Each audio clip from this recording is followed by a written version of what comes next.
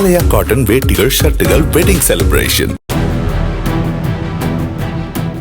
விஜய் வரவால் தமிழகத்தில் ஆட்சி மாற்றம் நிகழ்ந்துவிடும் என்ற மாய தோற்றத்தை சிலர் உருவாக்குவதாக திருமாவளவன் தெரிவித்துள்ளார். சென்னை விமான நிலையத்தில் பேட்டியளித்த அவர், விடுதலை சிறுத்தைகள் போன்ற கட்சிகளின் நிகழ்ச்சிகளுக்கு கொள்கை கோட்பாடோடு வரக்கூடியவர்களுக்கும் விஜயை பார்க்க திரளுபவர்களுக்கும் வேறுபாடு உள்ளதாக தெரிவித்தார். அரசியலில் அடியெடுத்து வைத்தபோது கமல் முதலில் திமுகவை எதிர்த்தது போன்று தற்போது விஜயும் எதிர்ப்பதாக அவர் கூறினார்.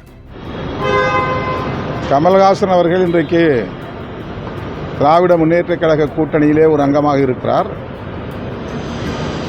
அவர் அரசியலில் அடியெடுத்து வைத்தபோது அவர் அரசியலை பார்த்த முறை வேறு. அரசியலுக்குள் அவர் ஒரு தலைவராக களத்தில் இறங்கிய பிறகு அவர் அரசியலை அணுகுகிற முறையில் மாற்றம் ஏற்பட்டிருக்கிறது.